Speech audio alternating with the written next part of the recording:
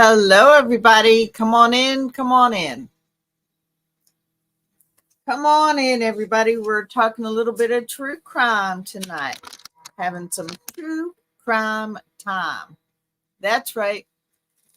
Come on in. I'm Chevy Cool Lady. You are more than welcome here. Your opinion is valuable, as are you.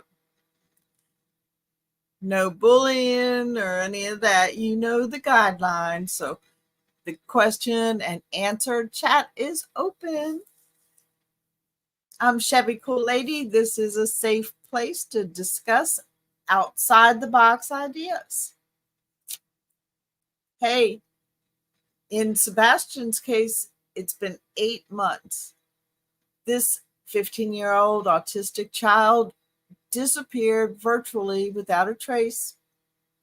As far as I know, nothing substantial has turned up at all, though I am new to this case, so I value your opinions. Please let me know what you think is going on.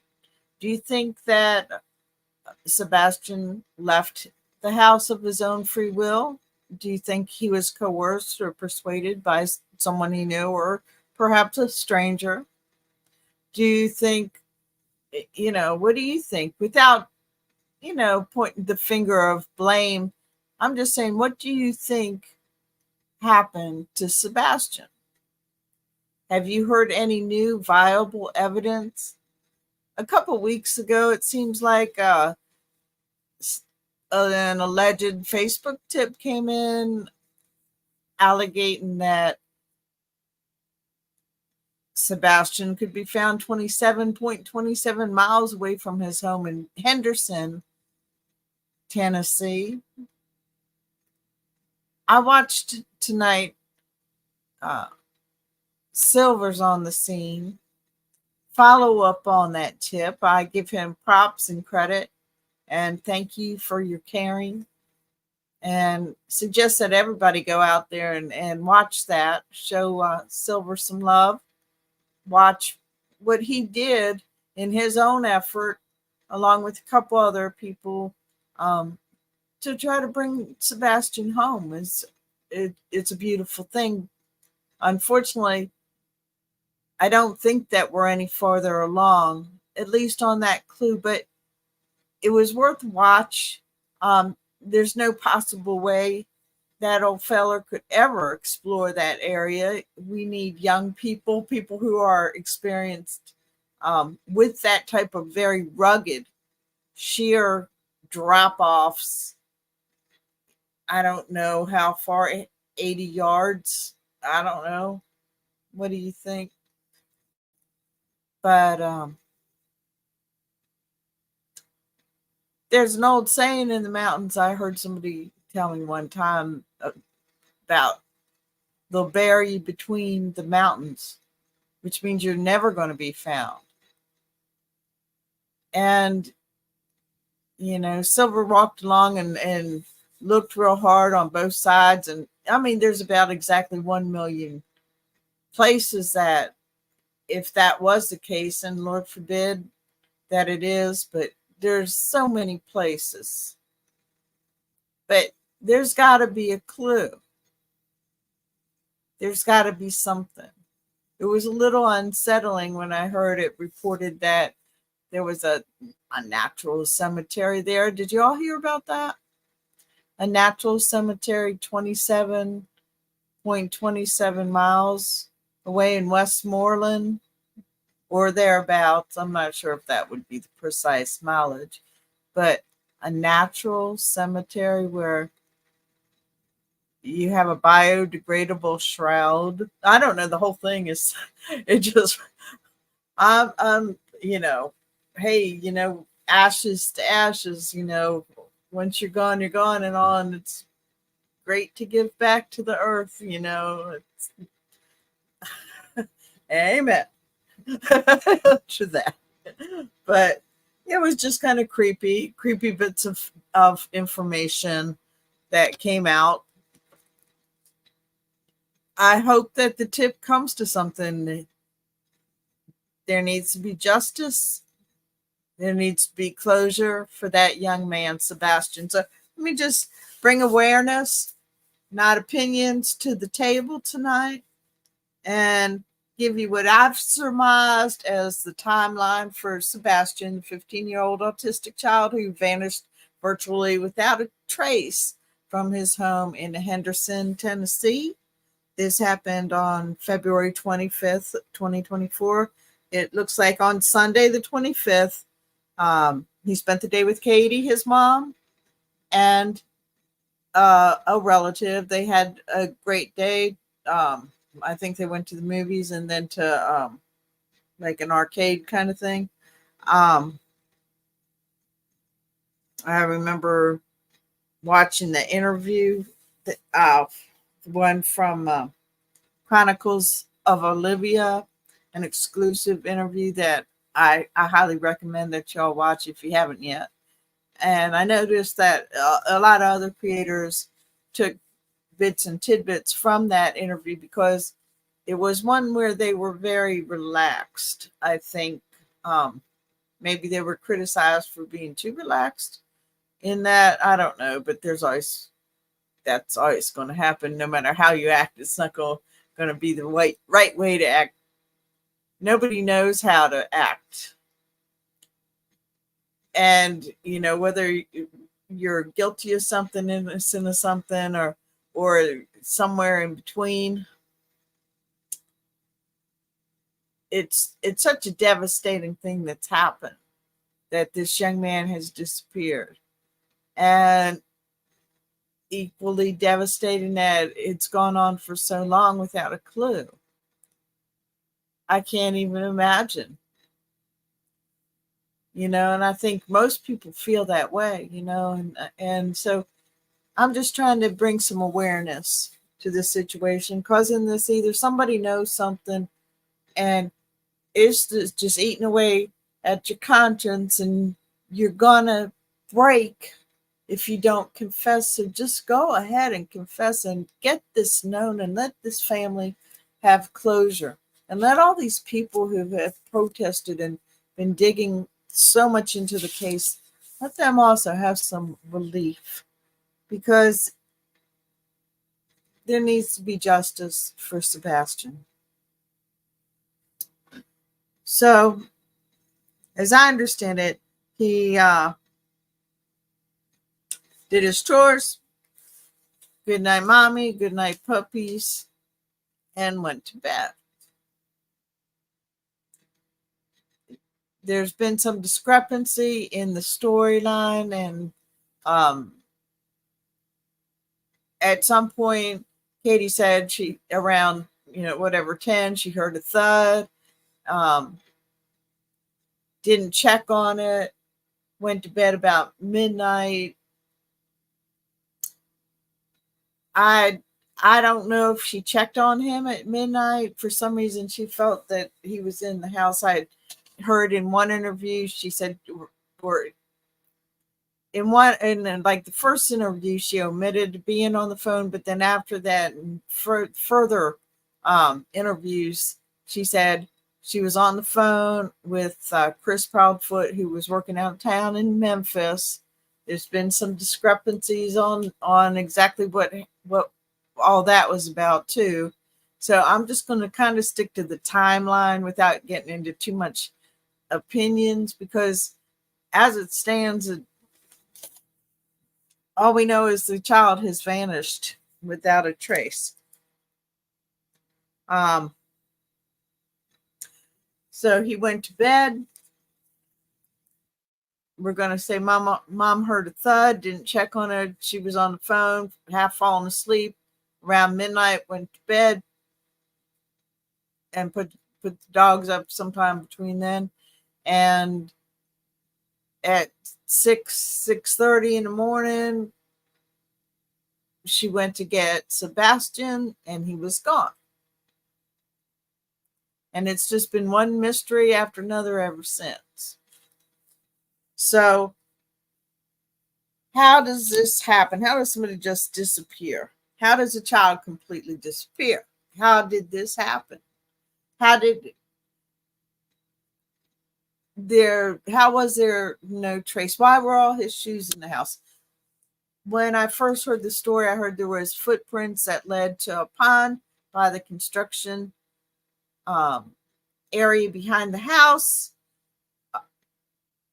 When they had the dogs come out the next morning, that dog followed those barefoot right to the pond and then actually went into the pond. But there were, at subsequent intervals, dive teams checking all the area, ponds and other water features, because it was reported that he was attracted to the water. And no luck. Nobody found anything. There was some odd things that happened in the original 911 uh, or the dispatch call when they were originally just initially starting the search for Sebastian. But I don't think any of those things that were leads or could have been leads led to anything. There was a period where from some certain surveillance camera picked up some flashlights in the night. You remember that one? That later on Chris Proudfoot said that he knew where that came from.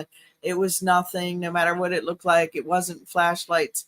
Did anybody ever hear anything more about that particular block of surveillance? The one that was pitch black, but you could see, maybe a spotlight in the background. Then you see some faint lights. It looked like they kind of got close together at some point and then turned off. He said he knew what it was, and it wasn't flashlights. That's what it wasn't. That's all I heard about that. Have y'all heard anything different about that? It just struck me as being odd.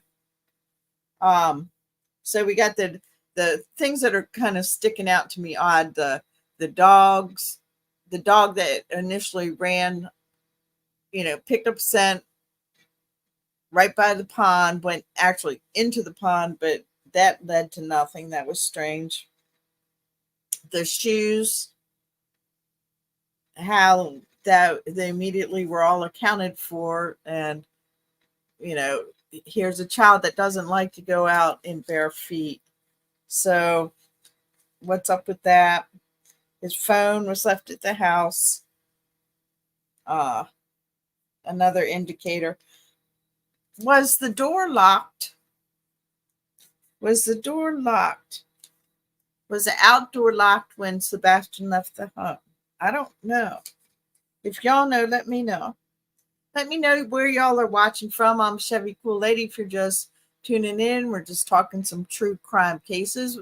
I'm just giving a little outline on Sebastian, bringing awareness to Sebastian Rogers, the 15-year-old who over 8 months ago disappeared without a trace. It's been a lot of accusation, insinuations, allegations, and no luck in finding the kid. He's still missing. So we're bringing awareness. Chevy Cool Lady is a voice for the voiceless. That's what I'm always going to be. Please like and subscribe so we can raise algorithms and get this message along with other important messages about missing people and mystery cases and unsolved crime. The kind of crime, the crime they don't like me to see, the murkers. And, somebody's got to speak up, right? Somebody's got to do their part. And y'all can do your part by hitting the thumbs up, sharing, subscribing. If you can, create some content for yourself, get the word out. I love you guys and appreciate all you guys who are the voice for the voiceless. I really, really do.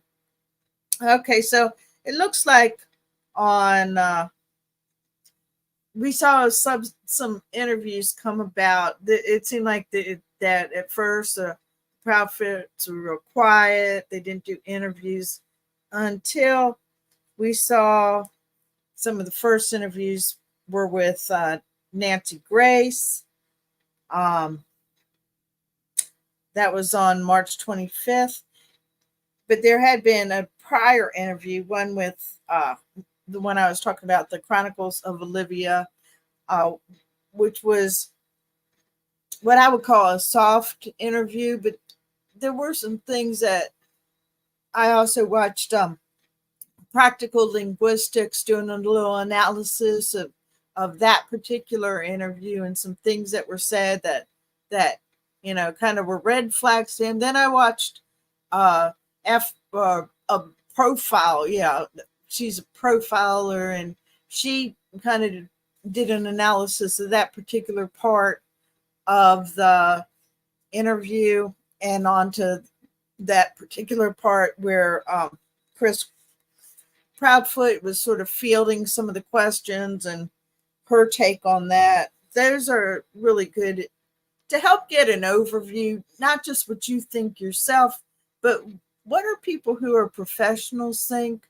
I watched the behavior panel, look at that same interview as well, just to get their take. And it's funny how some things can change now that it's been 8 months. Some of the things and some of the feelings that were expressed early on have, sided in different camps at this point now.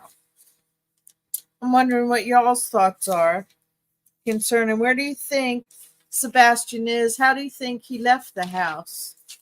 Do you think he walked out on his own will?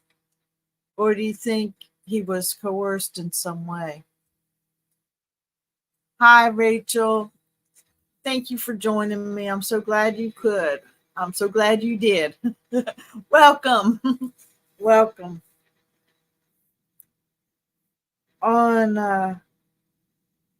We saw some inconsistencies in the early interviews that raised a lot of red flags.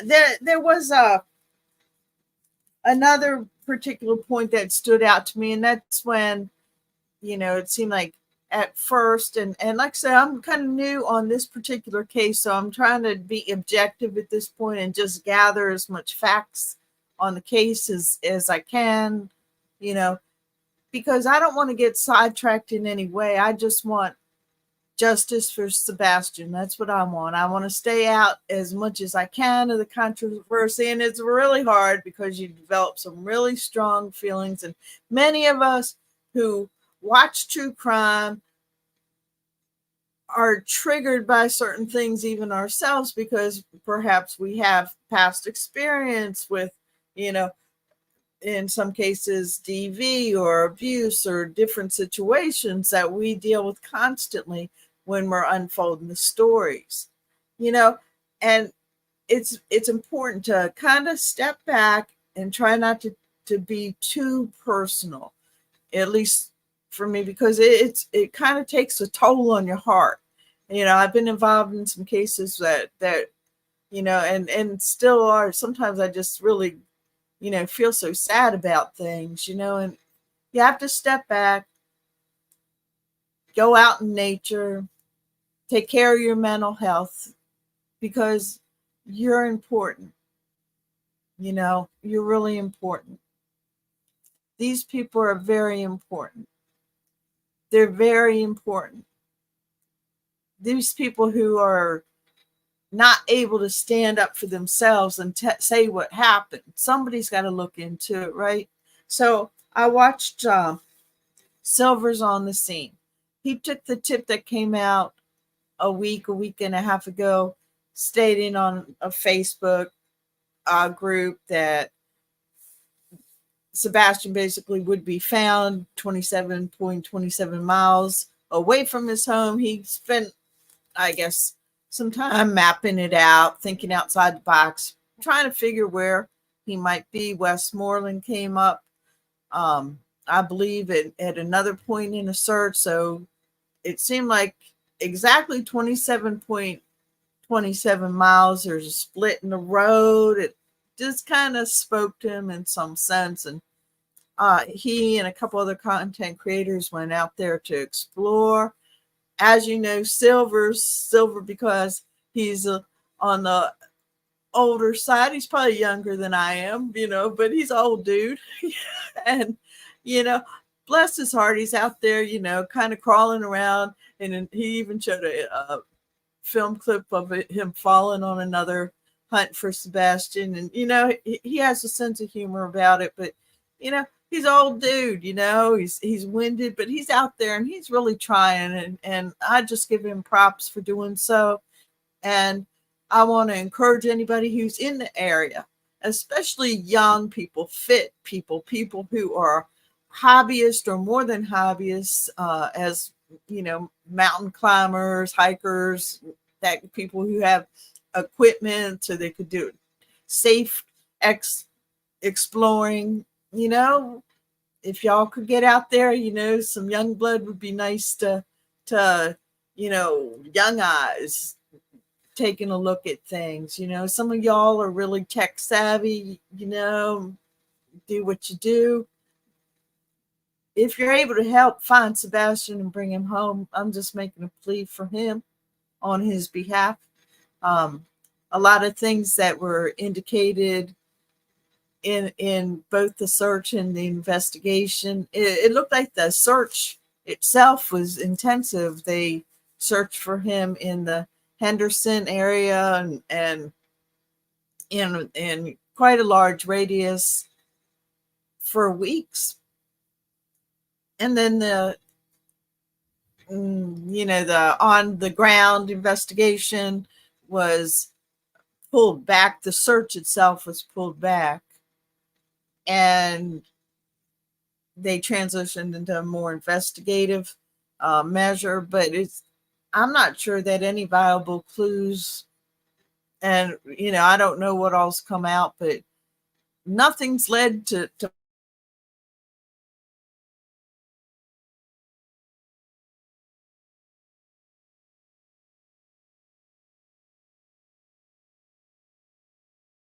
shot at life and justice for what's been done, whatever has been done. Okay, so he had a good day with his mom the day of his disappearance, did some chores, went to bed. Good night, mom. Good night, puppies. A thud in one interview with Nancy Grace. She said she yelled out, "Bubba, did you fall out of bed?" And didn't get an answer, but didn't think anything of it. Or another one, she said something about going to sleep or what are you doing in there or something like that. No, I don't know. She never indicated that she went actually in. And I'm not pushing any blame. I'm just saying the kid's 15. He might hit a wall or, make noise. Kids make noise. And parents don't jump up for every single noise. I don't know. Or what do y'all think? She got some backlash for that in the court of public opinion. On the 25th, Crime Stories did an interview. And in that one, she said she asked if he okayed it, and he responded. So that's part of the inconsistency of the thud. The thud that didn't come out, then it did come out. No response. I don't know what's going on. Now, let's see. I believe Duchess had a panel interview. And in this one, we heard that Katie actually fell asleep. Sebastian went to bed at 9. Katie got up and went to bed at midnight. Okay, now Chris at this time said sometime between, remember this, 9:03 and 9:46, he was on the phone with Katie. I don't know why those numbers stand out to me. That when I hear people use kind of odd numbers, it kind of like, why those? Why didn't you just round it off? It's certainly not an indication of a crime. It's just something that stands out to me when people do that. All right, so inconsistencies. Okay, so in this interview, he said that he told her she needed to wake up and put the dogs up, and that was around 12 p.m. Okay, so when we heard the Duchess interview on March 29th, she said specifically, walk me through exactly what transpired on the day of the 25th. And during this interview, and we're talking about inconsistencies that I noticed between that and some other interviews, was what came up was they usually talk at night. In this interview, she said she was reading a book that she had to read for a class. Okay. And she was talking on the phone. So the book was introduced. And people, I don't know, not that it means anything. I'm just pointing out the differences in the different interviews. Okay. In fact, the only thing that stayed the same was that the dogs got put up in that interview. Some people indicated that they seemed evasive and it could possibly be maneuvers to evade. In the Nancy panel interview, Chris was in control in most of the interview. He fielded the questions and also evaded questions, according to a lot of opinions. Katie would not answer question about how many shoes Sebastian had. She just specified that they were all accounted for. Again, whatever. She didn't want to say how many shoes she had. Okay. There's a few discrepancies or things that seemed odd or out of place. One was he didn't know the details of his truck.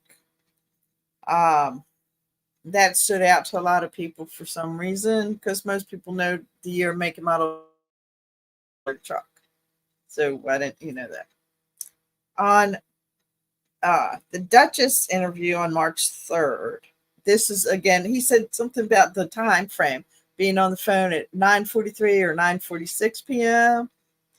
He said he talked to his wife for 3 hours and 37 minutes. I guess some people just don't round to the fives and zeros. He said he was working at St. Jude Project in Memphis.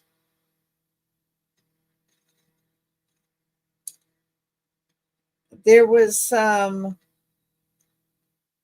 discrepancy about, did he have a job at that time or did he not have a job at that time? These are just inconsistencies between interviews and some things that haven't really gotten cleared up even in all this time. I'm not sure why.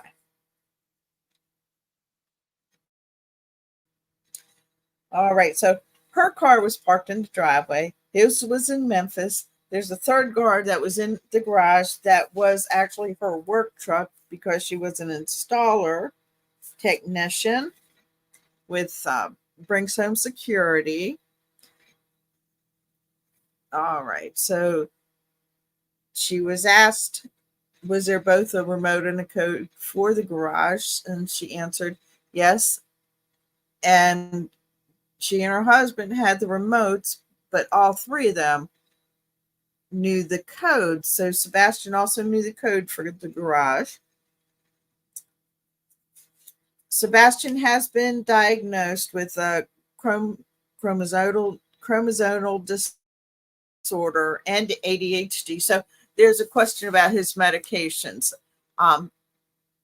It's very important, as I'm sure you all know, for autistic children to stay on daily routines, and routines are very important. And the medication would certainly be part of his daily routine. So there's a question of who administers the medicine. Medicine every day? Does he have medicine that he himself administers to himself? Is it kept in the kitchen, or is it kept in maybe his private bathroom? Or, I just have questions about the medications, seeing that he's been missing and off those medications. Or were any of that medicine taken with him, because that would have been important to him to have for his daily routine. The fact that his phone was missing, his shoes were at the house, or his phone was at the house, his shoes were at the house, is also concerning information. Okay, so Chris was asked about the medication and wouldn't divulge Sebastian's medication or his daily routine. So some people felt that was very evasive. All right, so then we found out a little bit about the backstory between Chris being married previously to Nina, there being an alleged affair between him and Katie while they were both married to other people stationed at the same naval base in San Diego. At that time, Nina, who was Chris's wife at that time, was pregnant with their daughter, Faith. There was a lot of turmoil. She moved back with her parents. There was DV reported and temporary restraining orders put in place, divorce proceedings, but not before Nina